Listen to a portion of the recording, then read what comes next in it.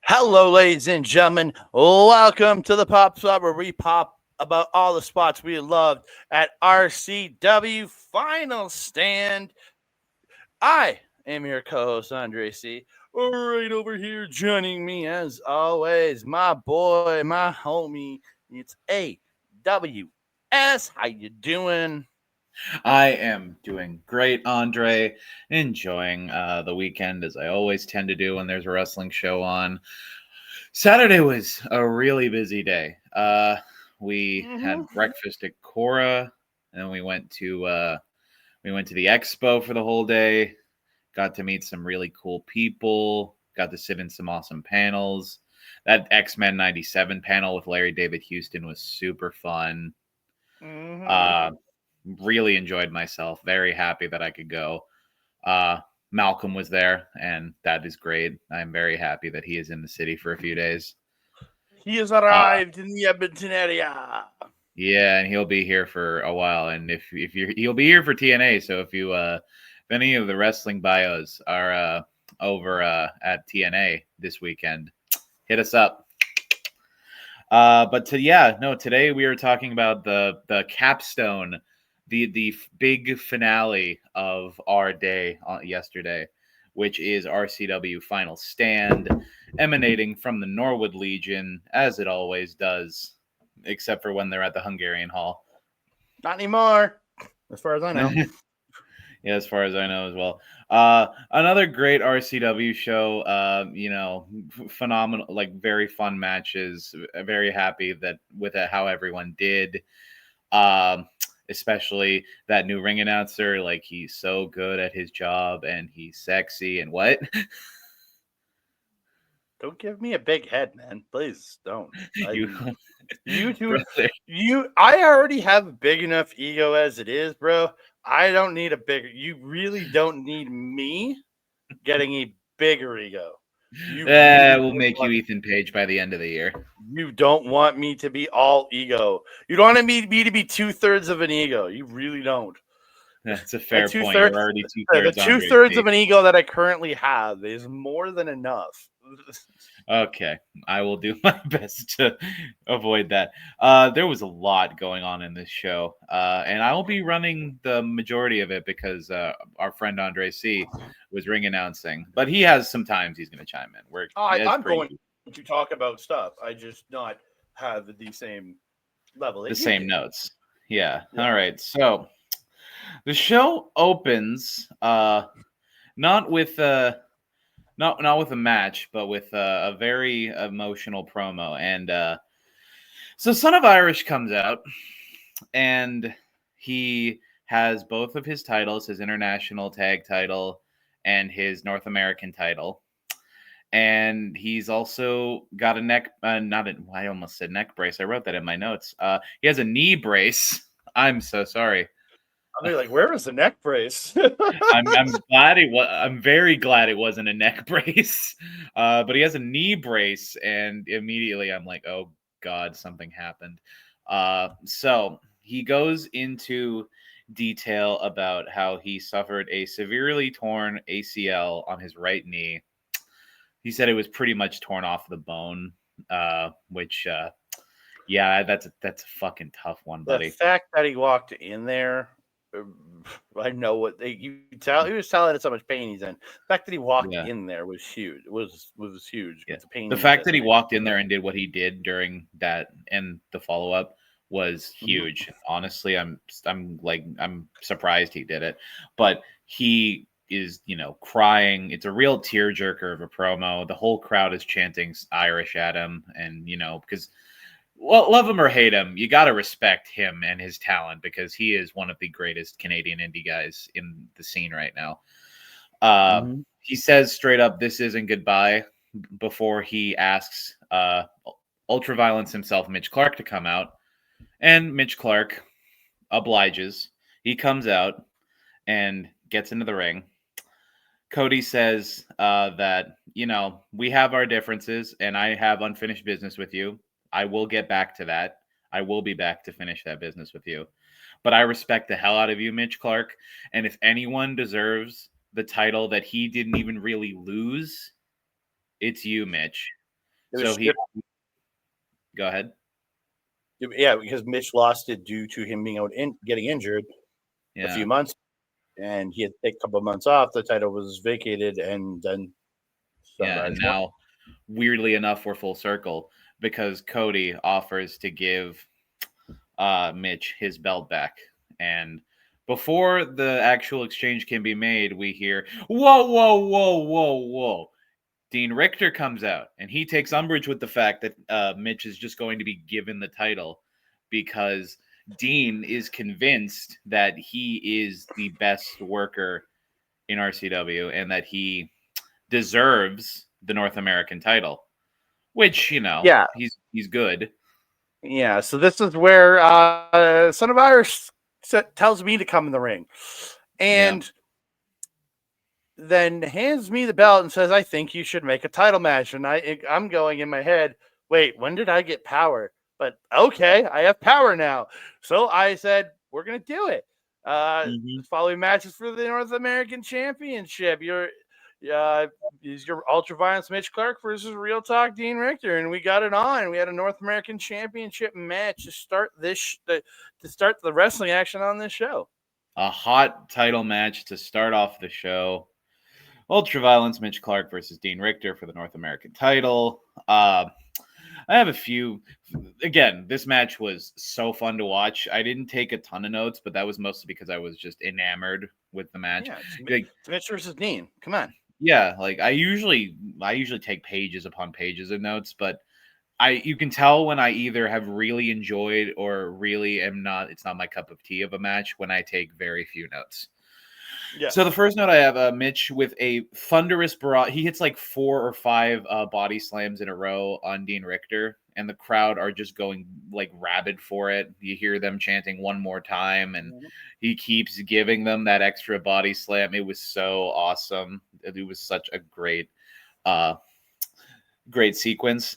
Then Mitch continues his dominance of the opening half of the match with a beautiful gut wrench carry into powerbomb. Really, again, beautiful. I love when he can't really do it with Dean, but I love when he has a lighter opponent and he can just gut wrench them back and forth. That bolt and shake, the New Japan bolt and shake. Just bolt and shake. Dean's a big boy. Dean is a big boy, and I think according to Dean outweighs Mitch by about 11 pounds. So yeah, that's the fact that he could even do one is crazy. Well done, Mitch. Dean eventually takes control in the second third of the match, and he manages to hit a seismic fist driver type maneuver. He goes for the pin, but Mitch just barely manages to get his fingertips on the ropes for 2. Dean obviously gets up and starts jaw-jacking at Ref Smalls about, that was 3. Well, come on, count the pin. Who cares that his fingers were barely on the rope? And as he is complaining, Mitch, with the surprise roll-up, cinches it in. 1, 2, 3. Gets the pin. And your new RCW North American champion, once again, Ultraviolence, Mitch Clarke. Very happy with the result.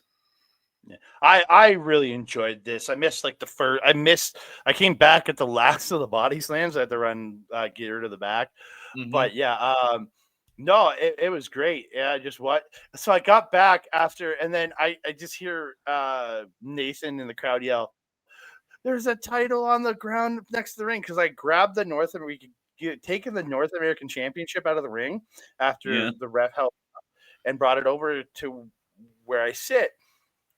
But I forgot to grab the international tag title. So it had fallen onto the ground. So I had to run over and grab it from around ringside and bring it to the back. Or bring it over to my production assistant area. Yeah, I had a production assistant tonight. You had a PA. See, you're getting bigger. he gave himself that title. So, but yeah, I had a production. Yeah, it assistant. works. Yeah, But yeah, it made my life a lot easier than But yeah, it's a really good opening one. Like Mitch and Dean have just this chemistry. Like it's just there. They know how to they just those two step in the ring together. They just have this je ne sais quoi. Rich, you got everything I wanted to talk. I was gonna mention in this match. But yeah, just really surprising end because like Mitch just catching him with the roll up 1, 2, 3. Yeah, and just great match. It was a surprise. Just killed it in the ring together. We have a new North American champion, Mitch Clarke. He's got the Yeah, titles and back we up. even Soy got back in the ring, and like surprisingly enough, he got up onto the ropes and did a pose with Mitch, which I was scared. Like, He how are climbed you up, going but to get down? he was literally balancing on one leg on that rope, and then grabbed the Yeah. ropes and came down on his, just dropping down on his right leg while keeping his, or onto his left leg while his right leg was elevated. He did not land on his right leg. That is for It was sure. he played it very safe, and I said it to him later before during intermission, but we will miss you, son of Irish, and we hope and pray for your speedy recovery, and cannot wait to see you back in the ring, killing it like you always do. But that's it for the first match. Very happy with it. We move on to match number 2, and it is Americado versus T.Y. Jackson. Not Americado, forgive me. Because instead of Real American playing, we get the NWO Rockhouse music. It was Voodoo Child. No, Voodoo Child is. Oh, you're right. Yeah, that's just his. Yeah, this is you. Yeah, Hollywood Kato. Hollywood Kato, and honestly, better than Americado. Like, dude, he had the blonde hair. He had the big mustache. He was doing the air guitar. Because I got there early and get my stuff ready, get all the right information, get the card, and prep. And I see Kato with blonde hair. I'm like, oh damn, you got blonde hair, and that kind of moves along. And then I'm back getting into my suit and everything, and I see him walk over, and he's got this, and he's like this giant mustache. And he's like, yeah, I'm Hollywood Kato, and I'm like, all right, Hollywood Kato. I'm like, great, Hollywood Kato. Yep. Yeah, no, it was very funny seeing him come out. Honestly, it was. I love that Kato is doing this thing now where it's like every time he comes out, it's like a Hulk Hogan tribute. So it's fun. It's a fun little thing. We have Hollywood Kato. I've got a note for this match. I do have a note. I have one. You have a note. One okay, go ahead. Note for this match. So my production assistant, Jack, we were chatting as the match is going on. And he goes, Kato is just an awful, awful man.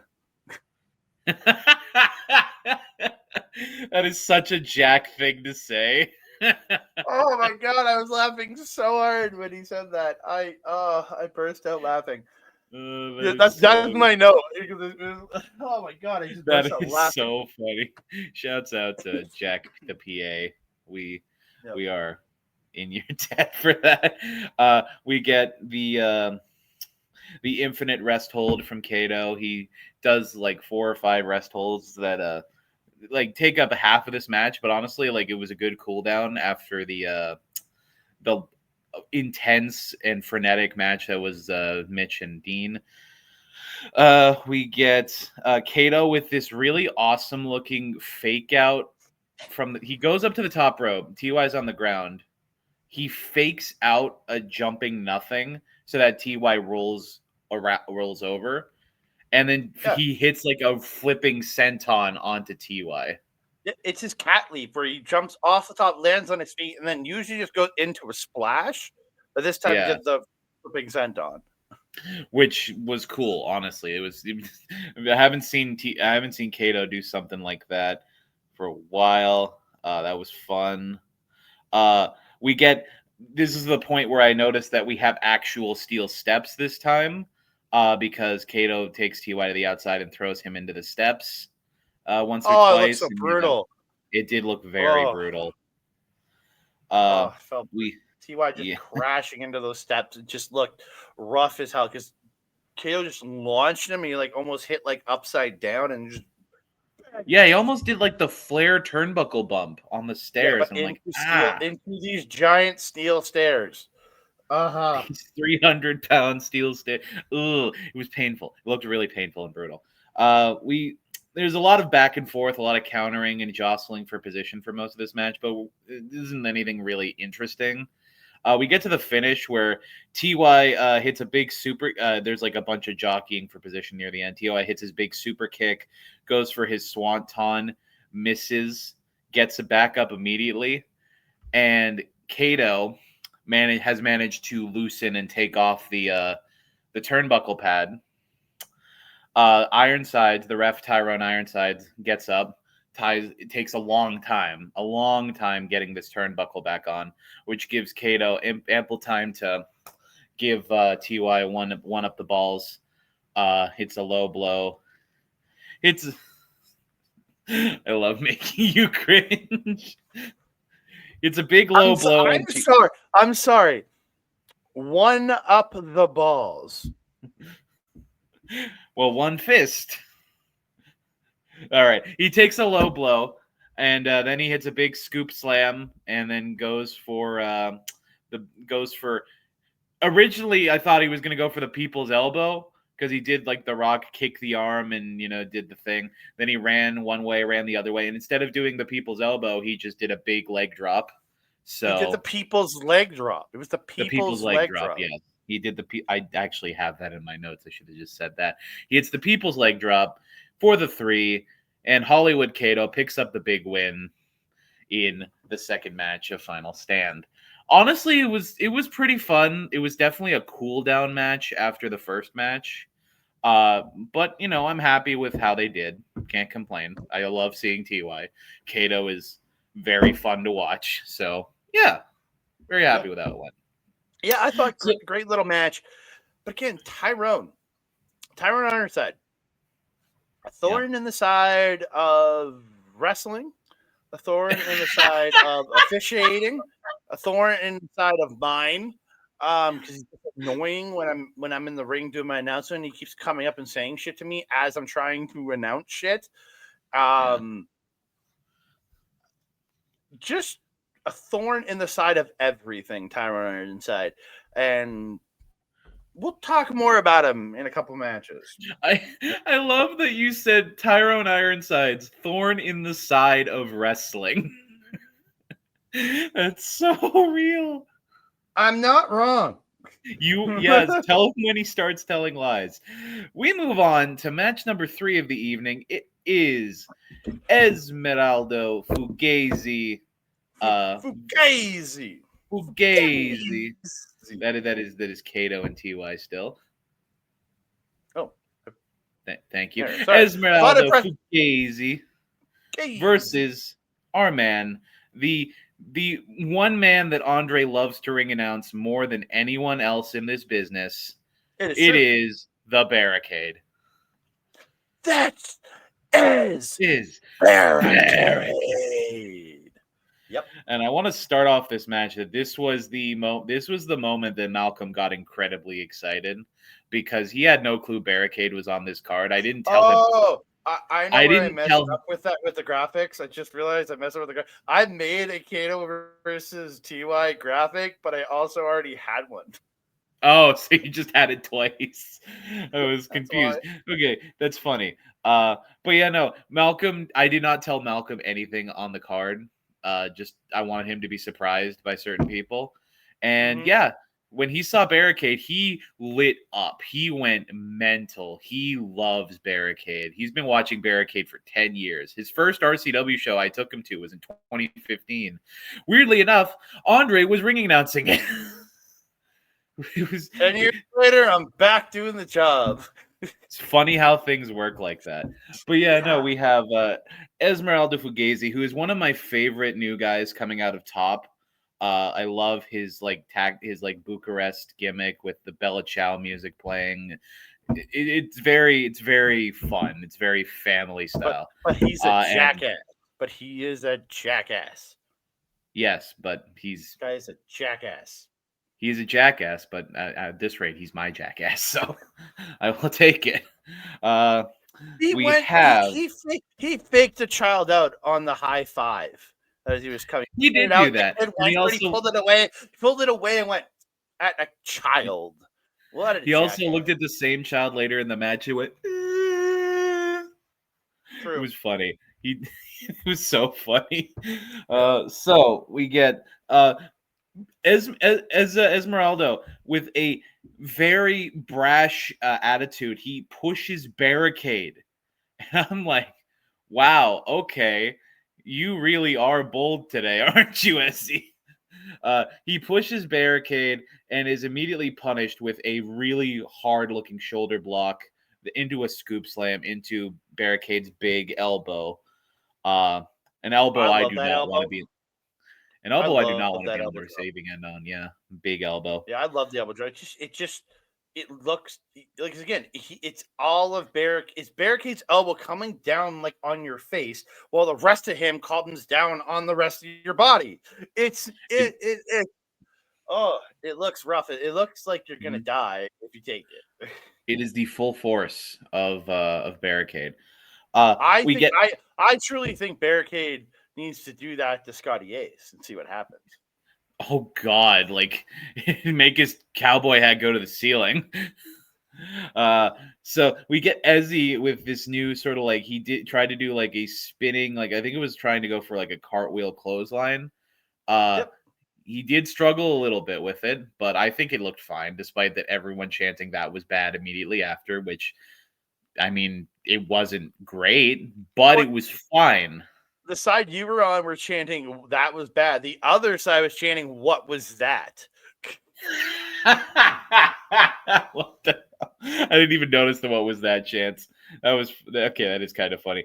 Immediately, Barricade, like, he doesn't do anything to him. It doesn't phase him. So he immediately grabs Ezzy, throws him into the corner, and just starts slapping his chest over and over like Big Show. Like the Big Show pancake chop style. That yes. Thing just bang, bang, bang. Yeah, which is probably my second favorite style of chop in wrestling. It's like that, and then the Kobashi machine gun style chops are my favorite. You want to see somebody do good chops? Watch a Jake the Snake Roberts match when he's not on drugs.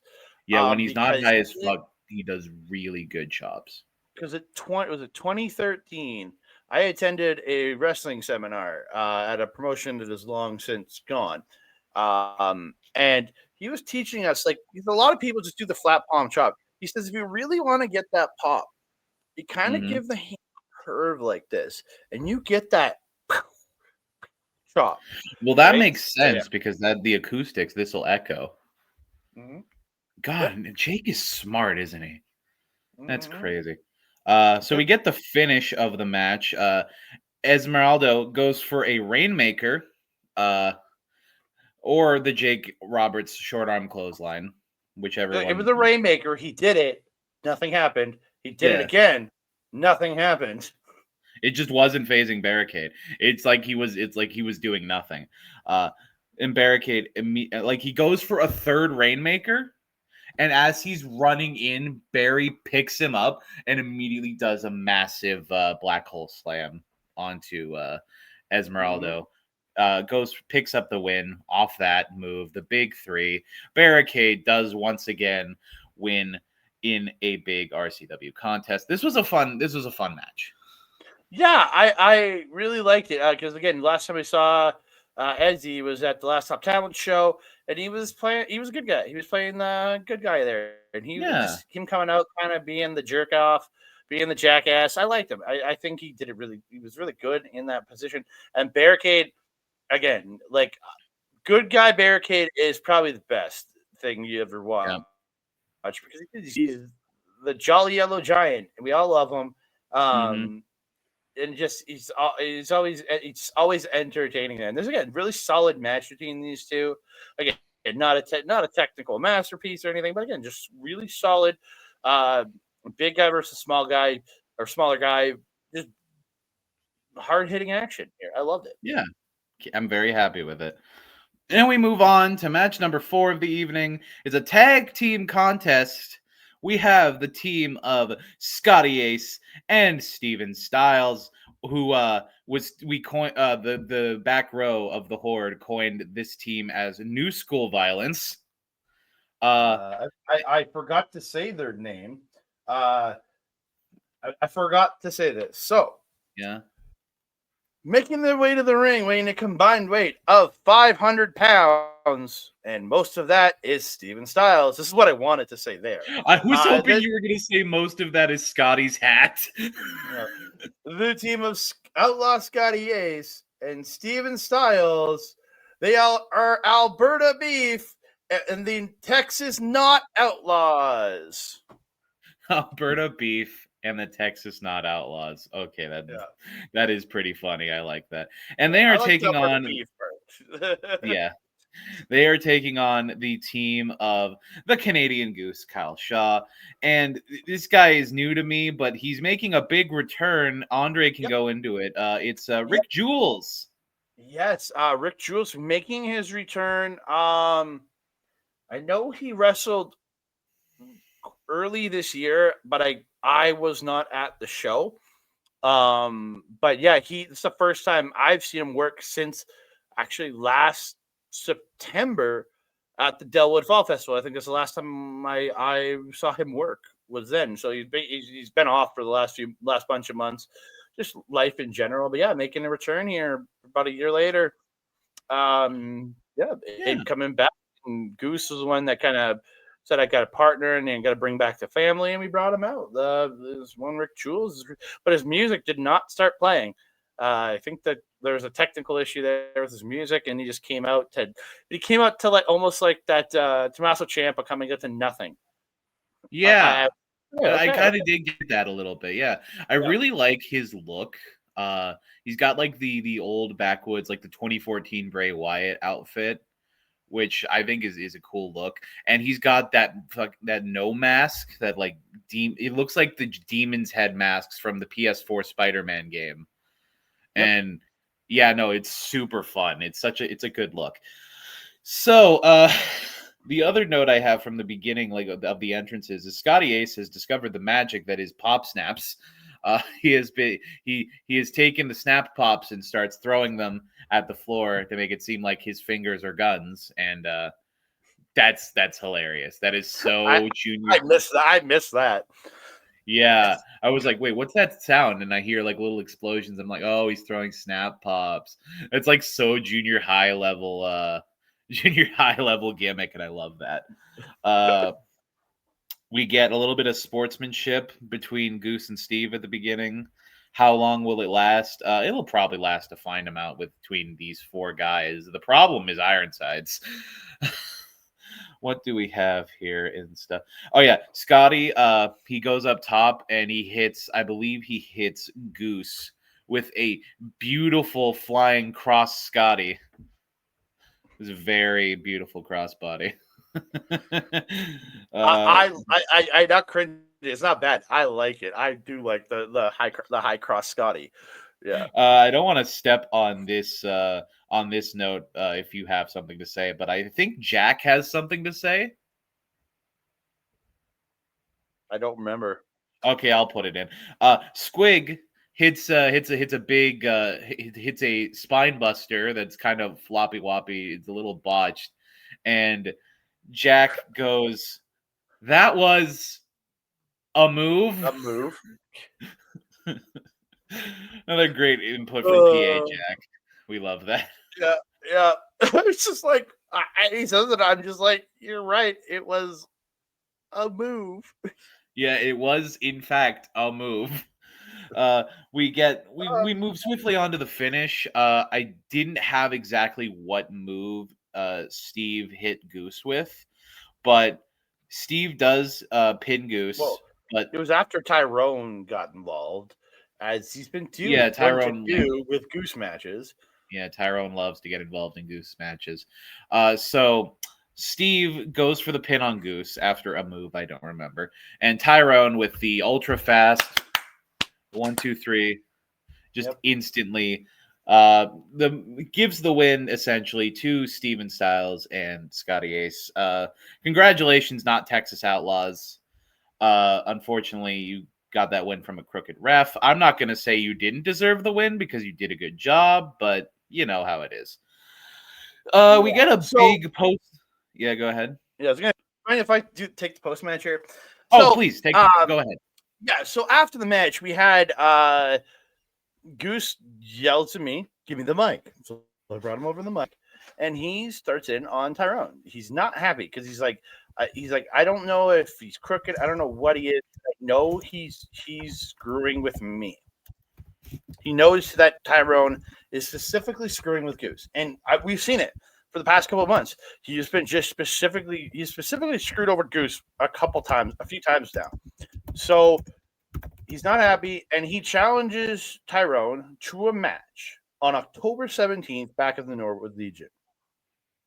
Mm-hmm. Tyrone gets like, and he's just like, no, nobody wants to see that. And the crowd's a bunch of people in the crowd are honking. One, you see, he's like, none of y'all want that. He's doing the whole heel saying, I'm not going to do this. But eventually he does relent and says, I brought you into this business. I will take you out. Because Tyrone was there early on helping Goose train in the early days. And he says he's going to end his career. And then Goose is like, you can make this match official, and looks at me, and I'm like, sure I can. October 17th, the Canadian Goose Kyle Shaw takes on Tyrone Ironside. Wow, yeah, no, it just I got more power, I guess. Just give me a second. Yeah. Again, looking forward to that. Yeah, October 17th, we're back there with that match, and I really do hope that Goose beats Tyrone's ass, because Tyrone has been screwing with Goose for far too long, and Goose needs to beat his ass and show Tyrone you don't mess with a Goose, because a Goose will headbutt the shit out of you. And yeah, it'll bite your ass. Yeah. I have two things you didn't mention during this post match. Both of them are lines from both. No, you're good.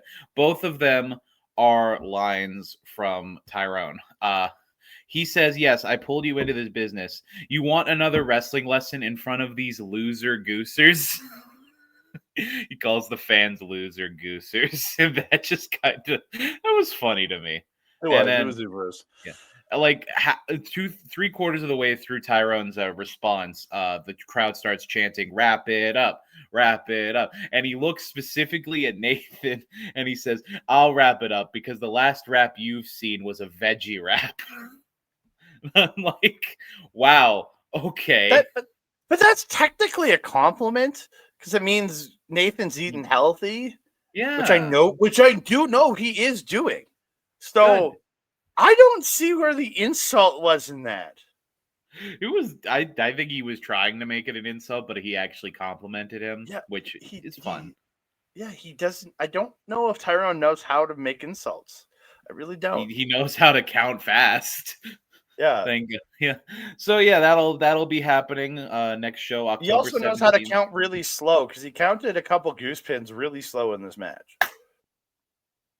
He was like 1, 2, and then he was like, "Oh, my shoulder," and like saying his shoulder was. To be fair, I love when refs do that. That is hilarious to me.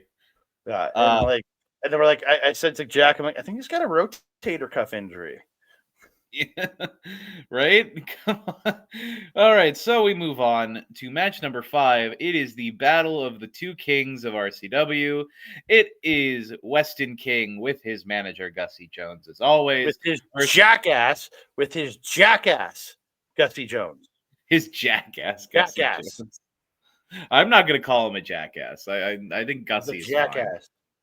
And they're taking on the king of the north, the radzest man alive, Rich King. Up.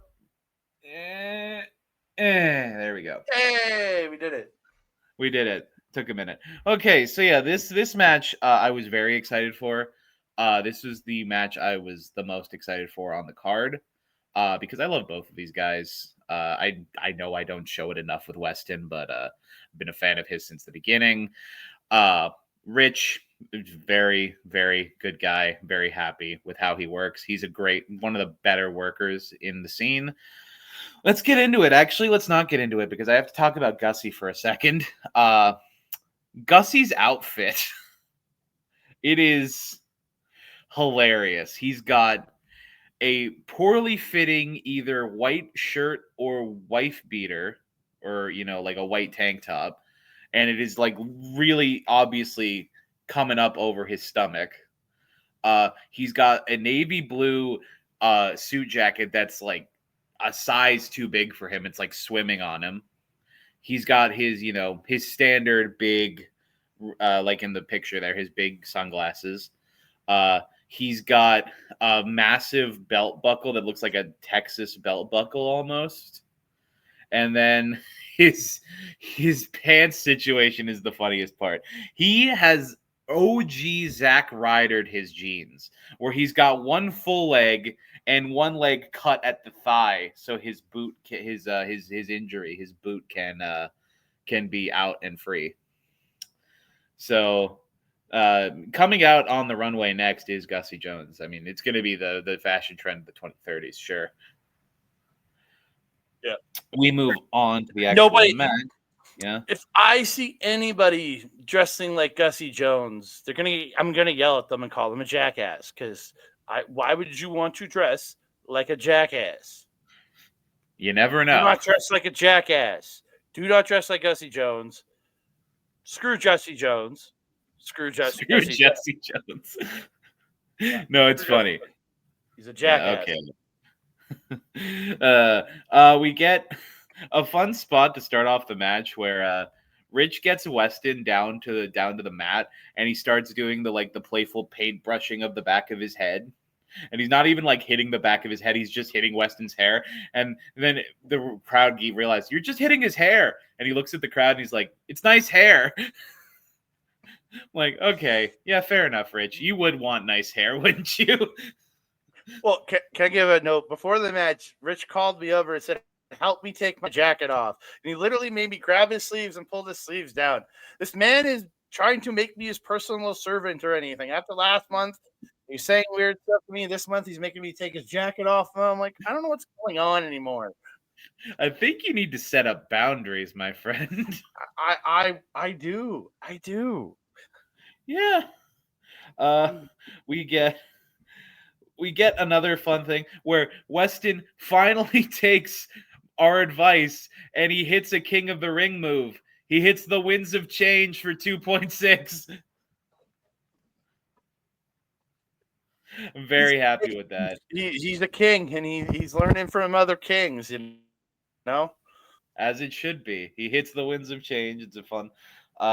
We get the both of them are down off after a double clothesline. The count, Ben with the count, he counts up to 8, and we get tips up, kips up. Rich King with the massive kip up. Very happy with that. Rich goes into his comeback sequence, and it's capped off with his patented tips up over the rope DDT. As always, love that move. I will bring it up almost every time. Rich hits a big. It was like a cradle shock, or like he does the FU, but he does it into his split legs.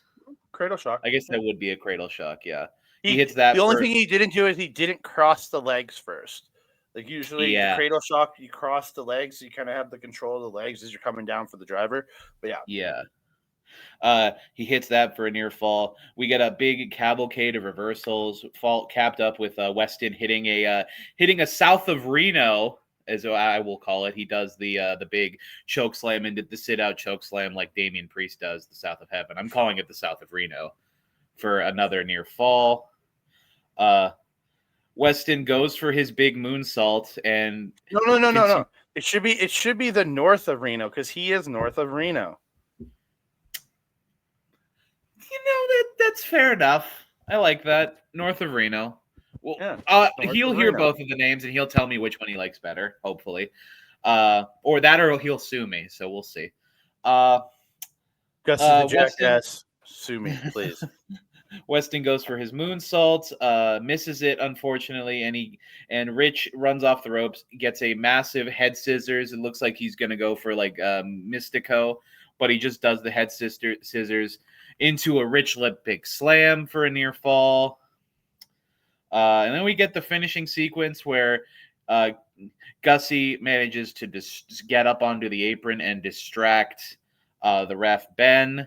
After taking his fucking boot he took off. his compression boot off and threw it off to the side, gets up, starts distracting Ben, jaw-jacking with Ben. Weston picks up the compression boot, hits Rich with it, tosses it back outside, and then hits the crowning achievement, his patented full Nelson slam for 3 and the win. Weston King is the true king of RCW. And this is where I started yelling at Ben. He cheated. And then Gussy, I don't know if that injury is still injury because he was getting that boot on pretty fast. He was hopping around the ring very quickly to get that boot on. And as Ben goes out the far side of the ring, I'm like, Ben, trying to yell at him, tell him that Gussy was cheating. Literally walks around from the far side of the ring because Gussy's on the near side of the ring. Yeah. And by the time he gets there, Gussy has the boot done back up. I'm like, his boot was off. He hit him in the head. And he's like, what are you talking about? He's wearing his boot. I'm like, are you fucking blind? I was so mad. That is how Big Swing. So mad that Jackass got what he wanted.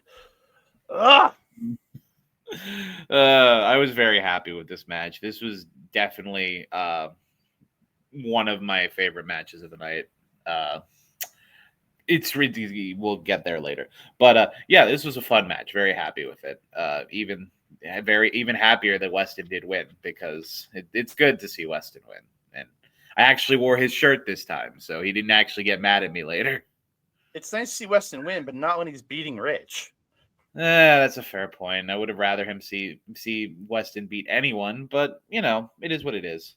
The man with the greatest entrance theme in all of RCW, except for maybe Nasty Nate Nixon. Yeah, Kiss from a Rose goes really hard, especially that cover he picked. I love that song. But we move on to intermission. We get a little bit of intermission. It was fun. Just a little bit. And then we come back. It was actually almost 20 minutes. Yeah, it was a 20-minute. It was weird. But we come back from intermission and we hit up with the semi-main event of the evening. It is a match for the RCW Canadian Championship. It is Krieger versus. I'll let you take this. So finish. Oh no, I was going to let you introduce Christian as you always do, but. No. But I'm saying finish intro. Yeah, it is the RCW Canadian Champion Krieger defending his title against. I can't do the whole thing that you do, so I'm just gonna say Osaka veteran child. He's just from Edmonton again. He's officially moved back from Edmonton. The Starr child, Christian Starr. But, okay, I thought you were going to do the whole thing you did last time with calling him an indie god. No, he's living back in Edmonton again. Okay. But so yeah. This was originally scheduled as a non-title match when this match was announced. Really? Because last weekend in Calgary, Krieger did lose his Canadian Championship. Oh, right. Yeah, he lost it to Steve Wild last week. But here, baby, the night before in Strathmore, Steve Wild's hometown, he put the old man down and won back his RCW Canadian Championship. Very happy with that result. Well done, Krieger. He is once again 3 belts, Krieger. Nope. He's 2 belts into RCW. He is now 2 belts because the vacate as of right now, with the title, with SOI vacating the international tag title, that means at the moment Krieger, it's up in the air if he is still a champion, because he may, if he can find a new partner and is approved by RCW, he can continue on as champion. But as of right, I chose to only enter him as the Canadian champion because right now they're making decisions on the International Tag Team Championships. It's right now up in the air. Yeah, right now it's in limbo. But he is still the Canadian champion. Krieger comes out holding the Scottish flag as well as his championship, and I'm very happy with that. He is the pride of Scotland after all. We get what do we have here? Yeah, we have Christian right out of the gate goes very happy. He comes in. Krieger immediately tries to hit him with a clothesline right as he comes in. Dodge. Hits a Luthez press on Krieger. Very good. And Krieger rolls out to the outside, and he goes for his 3 topes. He only gets 2 of them this time, where he gets the low rope tope and the middle rope tope. Very happy with that. Later in the match, Krieger manages to take back control by going for the eyes. He goes for the eyes, big eye rake. Very happy with that. Love that. You're happy that Krieger raked Christian Starr's eyes? You're so mean. I can be. I'm sorry. I love a good eye rake. But it's eye rake, Starr. back rake. It's our boy. It's our boy, Christian Starr. I know. Man, that's so mean. It's tough love. It's tough love, Christian. We get a big sidewalk slam from Krieger for a near fall. Looked brutal. Looked really awesome. We get Christian comes back with his rolling star cutter. It's so good. It's so clean. We get Krieger hits his kick combo and Christian hits his kick combo. So like they're dueling to see who has the better kick combo. Starr manages to take the upper hand at the end and get back control with his kick combo. Krieger eventually manages to come back. Hits a Future Shock DDT for a 2.888-635-421-946. I love the math. Yeah, you gotta be specific with this stuff. We get a beautiful springboard star cutter where he jumps off the corner into a beautiful looking star cutter. Very happy with it. But we come to the finishing sequence where Krieger manages, I think he hits a big boot here at the end. He hits something and then gets a big roll up on Christian with a handful of tights. Unfortunately, he cinches in that tight. He cinches it in with the tights, gets it nice and tight for the 3 and the win. It is technically cheating, but the ref did not see it, so it's unfortunate. But it was cheating. Yeah, it's technically cheating. But the ref saw nothing, so nothing we can do about it. Krieger gets the win, retains his belt. Unfortunately, I would have loved to have seen Christian as RCW Canadian champion, give him more gold. But I'm still happy with the result. I do enjoy Krieger's work. Yeah, he's honestly, this match absolutely stellar. 2 young men in professional wrestling that both have incredibly great futures ahead of them in what they're doing. Krieger is absolutely stellar. He's been showing why he succeeded so well over in Scotland, working with IWS, and has come here and been so dominant so quickly. Just looking phenomenal. Same with Christian Starr. He's only been around 3 years now, 2.5, but yeah, close enough. He came out a little bit after just after Top Talent started, and they just passed the 30. So he's about 2.5 to 3 years in here somewhere, and just watching the rise and how good he's been these last couple of years has been absolutely incredible. So it's amazing to watch this kid evolve into what he's become. But he's only 23 years old. I'm not sure what Krieger's age is, but he's only 23 years old, and he's already as good as he is. And he's so good, and he's already he is shining so bright. I am so proud of Christian every day. He continues to astound me. Yeah, both these guys. When we move on, both of them. Yeah, they both did great. So we move on to the main event of the evening, the most important main event in RCW this year. It is Sid Greed's Last Ride Gauntlet style death match. 6 opponents, only one may become the winner. It's a fight to a finish. It's a death match. It's brutal. The last death match we watched was Tara Zeb versus Ludark at Black Hole. Is that right? Yes, that last one I remember watching. That's the last one I remember watching too. But so I've been to 3 death matches in my life then. Yeah, okay. Yeah. That's quite a few. One thing I want to point out before we get into the match proper is Ben is reffing this one, and he said that he was not going to ref any more death matches after the Black Hole one. Yep. I mean, it happens. He probably got forced into it, but I want to. But the other thing is, he also said again tonight he's not referring for another death match again. He wanted me to make it official this time, but just so you know, if he ever gets pulled into another one, we can point and laugh at him.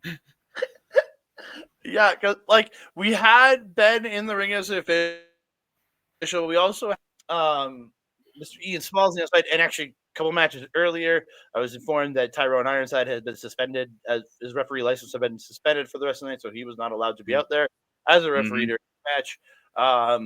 And then you had a couple other guys who were just helping with ring screw kind of around the ring too, and myself, just to make sure people came back. So before we got this started, they changed out the mat on the ring. They changed it tarp. It's an actual wrestling mat.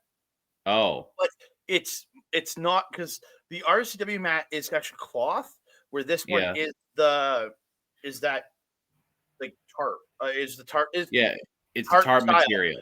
Or it's that tarp. It's not exact. It's not like the same tarp, but it's like it's like more of a leather. Flat, so it actually can be cleaned properly, where the other one is fabric, so blood and other things does not wash out. So and then they put barbed wire around the rope on one side. They pulled away all the ring aprons, and then I had to go around just yelling at fans, slide, back off, slide. I just kept yelling slide at people, and they backed the one side. Came around the other side, already moved, except for one dude was sitting like a good little more than a chair length in front of everybody else. So I just walked up to him and just got in his face and went, like I said earlier, slide. I got him to move back to everybody else. This is a death match, and we don't want anyone getting hurt. Exactly. I appreciate your people were still getting up and moving with how far they moved back. People were still getting up and getting out of the way. So because you want to get out of the way of these people. So this is a gauntlet style death match. So it's essentially every 2 minutes or so every 4, I think. Every 4, somewhere like that. A new competitor would come out, and until all 6 men came out, and once all 6 men were out there, whoever gets the pin wins. So, first person out. No. Yeah. This match could have ended before a single other entrant came out. Really? Yeah, just like on AEW. It's first pinfall to a finish. It's a gauntlet match, just like the Casino Battle Royal. Technically can end at any time. Oh. Match could have before the third person, because the first 2 out were Shotgun Sid Greed and Dangerous Danny Evans. Because Sid Greed was coming out first in his death match. It was happening. Yeah. And Dangerous Danny Evans was the second one out. They were fighting. Danny hit this that huge, that crazy pile driver into what was it, TV? Yeah, that tombstone on a PC monitor. And he went for the pin there. That match could have been over right there. And then we wouldn't have even gotten the 2 surprises. Sid Greed's first. And this is Sid. It is Sid's night. It is Sid's moment. He is loving it. Everyone is loving him. And this match was designed for Sid. And I'm very happy with the result. It was designed by Sid. Sid was the psycho that brought this all together. So should I just do Plunder Watch now, or should I wait till Plunder Watch now, then we'll go through the entrance. Okay. Yeah. So Plunder Watch was so hard this time. I just initially put Plunder Watch, everything. If I miss anything, I'm sorry. So this is everything I have. Barbed wire covering one entire side of the ring, and even more barbed wire. 2x4s. Metal traffic signs, typically the private property no parking, but there were a couple other ones. a Frosty the Snowman like serving dish or something, a PC monitor, at least one golf club, the skewers. We have. Oh my god! Yeah, we'll get there. We have the skewers. We have 2 chains. We have a cookie sheet. Oh, the 2 Chainz showed up. I didn't know he. I didn't know he was in town. Oh, you said 2 Chainz, so that's 2 chains with an S, not 2 chains with a Z. So yeah, we have 2 chains with an S. We have at least 2 cookie sheets. We have kendo sticks. We have a literal hammer. We have a fork. We have thumbtacks. We have both layers of the stairs. We have like at least a box of light tube. We have an entire mirror. Because it's not a pane of glass. I wrote in my notes it's a pane of glass, but no, it's a mirror. Yeah, and then I wrote that they replaced the canvas with that tarp-like material. And a barricade. And a barricade. I forgot I wrote it in my notes later. So me and Jack started laughing because we made a joke because when everyone was chanting barricade because they were bringing the piece of like the barricade. Yeah, the piece of the barricade. Yeah. And I was like, oh man, he's getting a pop and he's not even in the match. I wrote when the barricade came out. I wrote, oh my god, it's a barricade running. He's running in on the match. Oh my god, this was a psychotic match. So, mind if I go through the entrance? Oh, I was gonna go through them as they are, but please go ahead. We have Shotgun Sid Greed and Dangerous Champion. So next man in was your RCW Hardcore Champion, Moondog Manson. The title was not on the line this match, even though I was repeatedly asked by one person, Andreas, even though I told you multiple times the title was not on the line. This guy. I also had other fans asking me, and then fourth out was JJ Spade. Your first surprise entrant of the match was Nasty Nate Nixon coming out with the fork. He brought the forks. He was channeling one Vince Austin. Huss. And then your final entrant, the biggest surprise of the night, from the mean streets of LA. He is one half Paralira. He is your death match god. It's Sheik Shabazz. Okay, so I have to point this out. When Sheik came out, like no one knew. You knew 20 minutes when you came in. Like I knew when I got there when he walked in the building, and I'm like, huh? I know you're the surprise. Yeah. So. Yeah, you knew then, but you had no idea beforehand. No one knew, except for probably Sid. Like Sid and the Booker, that's probably about it. They're just setting it up, but I had no idea until I got there and got the card. I'm like, oh shit! And then, dude, the crowd went nuts when that music hit. Malcolm lit up because he loves Barricade. The crowd lit up, man. The crowd lit up. He loves Barricade. He loves Sheik even more. Because I don't remember the last time Sheik worked a proper Edmonton RCW show. Like I know he worked the Duke show during the summer that I ring announced, but I haven't seen him at a proper RCW show in a long time. Like a proper in Edmonton RCW show in a long time. But because this man has fought all 3 members of this family. He battled with Tex Gaines back in the PWA days. He battled with Colton Kelly during the PWA days. He had a death match with Colton Kelly at the first ever Clandestine Society show in December of 2019. Yep. He's now completed his trilogy because he's had hardcore matches with Tex Gaines in PWA. He has finally completed the trilogy to have this death match with Shotgun Sid Greed. He's fought everybody in that. He's fought all 3 wrestlers in that family. Yeah. So, because we're a bit late and we're running a bit high on time, and because there's so much going on in this match, I'm just gonna go through like everyone's most brutal spot. So sounds good. Dangerous Danny, and these are their moves on Sid, as far as I can tell. Dangerous Danny Evans does the skewer thing on Sid. Ew. Jun Kasai says hi. Oh. That is, it was disgusting. I love how it looks. I hate that it happens. We get Moondog. I think that was Sid. No, that was JJ later. Moondog gets a brutal. This one happens to him. He gets a brutal Moondog barbed wire barricade sandwich on the ropes. Oh, yeah, Sid hit him with that. Yeah, that was incredibly brutal. Sid actually hits JJ in the head multiple times with the hammer. Yeah, that was like Joker with the crowbar level. Like, and then literally throws it out of the ring. It bounces on the floor and like into fans, and then Luke just like lands on Luke, and Luke just lifts it up. And I just grabbed one of the other guys as everyone's saying, I'm like, go take that back from the fan. We just no, you can't. This thing. Oh my god. Nate he opens up with a big senton on everyone, and then he immediately starts forking everyone. Like you said, well, it's that corkscrew senton off the top that he's been doing. Yeah. So that was like the first genuine wrestling move of the match. So he just forks everyone in the match, and he spends a lot of time digging that fork into Sid's forehead. Thankfully, the skewers had gotten out by then.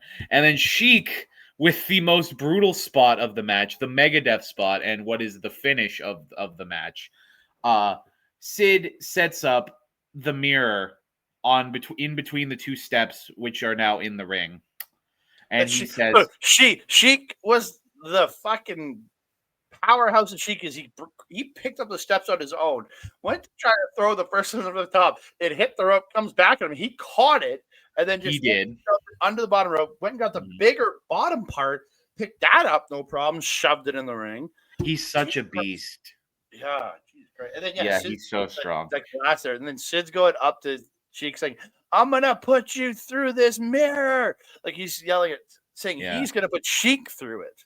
Yeah, and then Sheik does quite the opposite. He picks up Sid incredibly easily, and he slams Sid through this mirror. And the way that people were talking later, there were shards of glass that were jutting up, and at least one of them went into Sid's back. Ben had to pull a couple pieces out of Sid's back. That is disgusting. Yeah. So that was the big capstone of the match. And then Nate took out Sheik, I think. Yeah, Nate took out Sheik, and it was kind of I think it would have been more fitting if Sheik got the pin, but Nate did pick up the pin on Sid. Nate won the Sid Greed Last Ride Gauntlet death match. His music plays for a bit, and then Sid eventually gets up, and his music starts playing. The entire crowd gives him a standing ovation. Everyone chanting Sid. And then Sid taking off his boots. He took off his boots, put them right where he last laid for his last pin. He took a bow, and everyone started chanting, "Thank you, Sydney. Thank you, Sydney." Sid takes the mic from Andre. And in the most beautiful moment of the night, he's bleeding so much profusely. He has pieces of mirror in his back. He just lifts the mic to his face and says, "Thank you," before dropping it and riding off into the sunset. He dropped it at center ring in the middle of the glass. His boots. The boots. Light tube, broken shit everywhere. And I'm going, I can't get my mic back. Because I'm not climbing in there. I'm not a wrestler. I'm not climbing through glass and light tube and shit to get my mic back.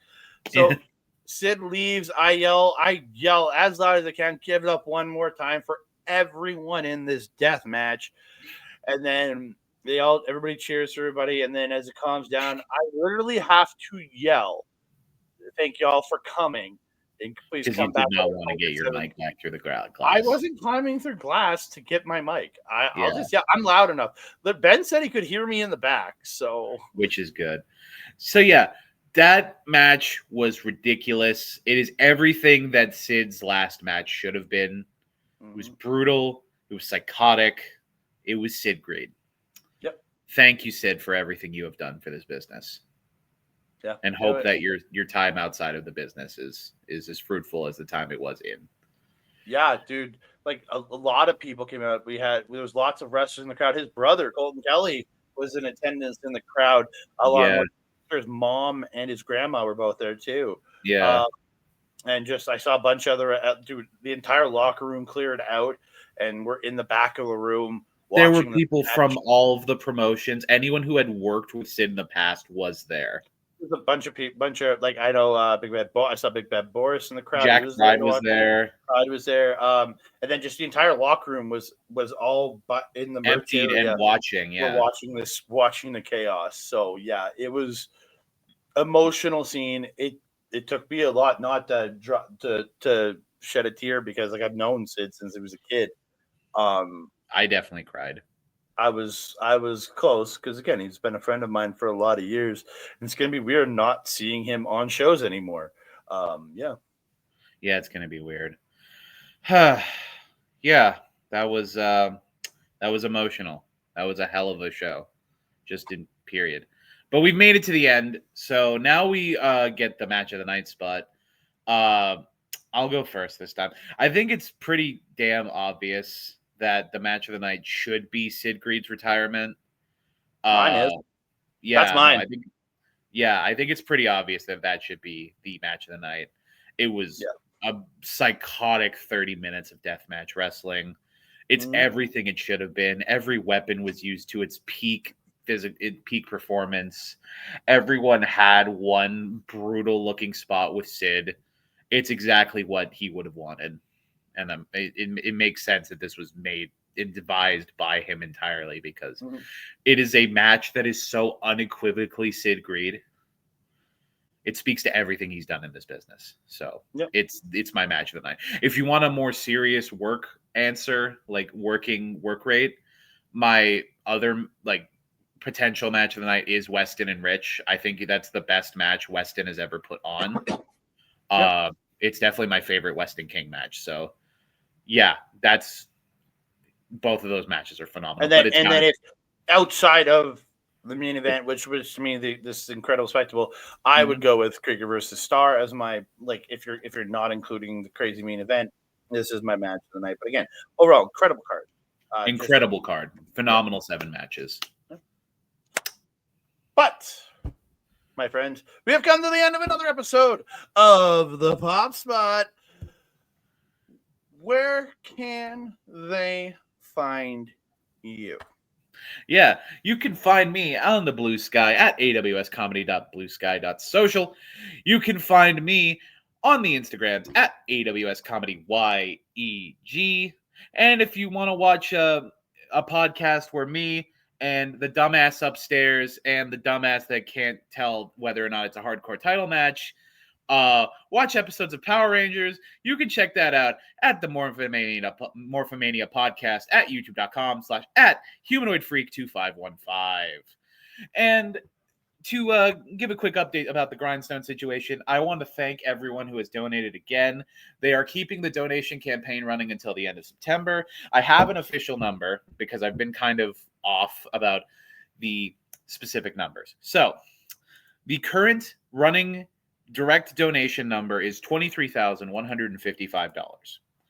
If we include the amount of money they raised from their fundraiser event a few weeks ago, and the specifically $500 seat sponsorships and $1,000 throne sponsorships, we have a total of $34,655 out of a possible $40,000 that is needed to save the Grindstone. We are so close, guys. Just a few more big donations, and we have like $3,300 of monthly donations. So a couple more months, we're going to hit that 40,000 anyway. But if you want to help us hit it faster, if we can hit it by the end of September, that would be phenomenal. Again, any little bit helps. We would take anything. If you want to support the local Edmonton art scene and a subsidized space where new and emerging artists can strut their stuff in the best way possible, you can check that out at grindstonetheater.ca/donate. And if I should have given you a link for the show on Thursday, but I'll promote theater.ca. Yeah. Yeah, go to the grindstonetheater.ca. And if you want to see me in an improv show, you can check that out this Thursday at the Grindstone at 9 p.m. Go to grindstonetheater.ca. Go to their calendar. Look up Thursday, September 25th. It is not Thursday night improv. It is mixtape improv at 9 p.m. I will be in that show, and you can check me out there if you want to see some fun improv. That's it for me. And you'll see me there because I'll be in the crowd. You will see him there. You'll see Malcolm there. Everyone's going to be there. That's cool. So Andreas is coming, I think. He's in he's in my troupe. There, you're going to see. He's performing with me. So yeah, if you want to see the Horde, come on down. Yeah, come see the Horde. Come see the Horde. If that's it for me though. Where can they find you, my friend? You can find me on the X and Bluesky at That Canada, TikTok, Instagram, and Threads at That Canada Dude. Even though I should take TikTok out of there because I never use it. You can find me over at our local establishment where I am there doing the point of view every Sunday with my boy Bobby Munson. We just did our show today. Or I guess we're recording this on Sunday, coming out Monday. We did the show yesterday, doing all of our NFL predictions, talking the English football, talking we talked some F1. We talked a little bit of the spectacle boxing that is happening with Floyd Mayweather versus Mike Tyson next year. And doesn't sound but all that stuff we talk about over there. There will be a Marvel talk coming out in the next week or so. I will not be part of it. It will be my co-host, or the host, and the other co-host that is along with me, the Empress Voldy, Peggy, and Ol Ed teaming up to talk about the 4-episode release of Marvel Zombies. My week is just too crazy right now with too many events. I will not be able to be part of it, but lots and lots and lots of stuff coming over there on OLE, along with all the other great stuff. Mel Balls has her Strong Style Chronicle stuff over there, along with all the other great stuff on OLE. Check them out there. But where you really want to tune in, where you really want to subscribe, where you really want to be is right here, BackBreaker Video, youtube.com/@BackBreaker Video for all the great content that comes out on this channel. You got me, you have at AWS here, where we're talking the local independent wrestling scene that we love. Just a programming update. We'll have 2 more shows of Pop Spot coming out after next weekend from our time at TNA and our top talent. But then for the month of October, our friend here, AWS, will be taking the month of October off because he's got some acting to do and some fun stuff. I have a whole month of stuff to do, so I won't be available during October. But there will still be episodes, as far as I know. I'm going to be here. I'll be going solo on most of these episodes. If this feeling strikes me and I can find the right person, I might have them on to talk with me. But it will be me going solo for most of these shows, so they will not be this long. They will be very much abbreviated to what they are, because I won't have anybody to conversate with. So me just going through this, unfortunately, getting them done quick, because if they're RCW, I won't be taking notes because I'll be working. So those will be short. But yeah, there'll still be content coming out for the Pop Spot through the month of October. And then AWS will be back with me in November, as we'll be covering everything in the local Edmonton independent scene. But for the rest of the stuff on BackBreaker Video, you can check out BackBreaker at youtube.com/@BackBreaker Video for all the stuff that Mike is putting out over there, including all his AEW watch along content, where you can see it live over at twit.tv/Mike the Ref. You can check him out live, watch his AEW watch alongs on Wednesdays and Saturdays, and then he follows on for all the AEW pay-per-views. And then he also plays video games over there on Twitch, so check him out doing that live. And then you can see replays of that gaming content at youtube.com/@BackBreaker_gaming. Mwah. One more shout out to our friends over at Real Canadian Wrestling. You can check them out on Facebook for all the updates you need for all the same shows. The October 17th show is their next one. Actually, no, it's not their next. They have a show this coming Saturday at the Delwood Fall Festival. I am returning there. That was actually where I came back to Ring Around Sing last year. You can check that out. It is starting at 2 p.m. It's at max going to be going about 2 hours at most. This is usually a much smaller show than the rest, but come out, check out the Fall Festival, check out some matches over there. It's free entry to come to the Fall Festival, and you just come up, watch see some wrestling there. But yeah, check out on Facebook, and then go to eventbrite.ca, search up Real Canadian Wrestling there for your tickets for the October 17th show. Can I get a pop for that? Pop. Pop. And with that, we have come to the end of another rip-roaring edition of the Pop Spot. I have been Andre. This has been Andre C. God, I have screwed that up. I apologize. Let's take that again. So we come to the end. No, we're not cutting that out. We're not cutting anything. This has been Andre C. I have been AWS. Make sure you like the video, comment, subscribe to BackBreaker Video, do all the YouTube stuff because you know we love it. And until next time, stay poppin'. Bye-bye.